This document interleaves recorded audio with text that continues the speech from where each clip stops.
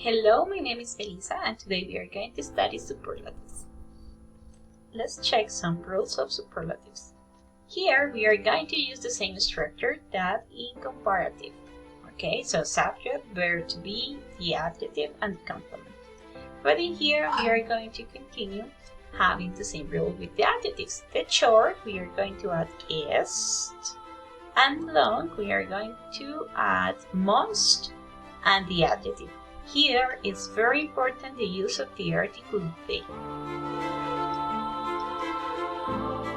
We usually use superlatives in order to talk about superiority, that something is the most amazing thing in the world, okay? So for example, she is the richest person in the country. Rich goes with S because it's a short adjective, and here we have they, okay?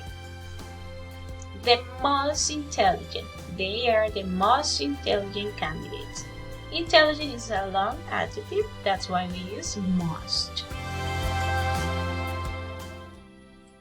So I hope this little explanation helped you a lot in today's class. Bye!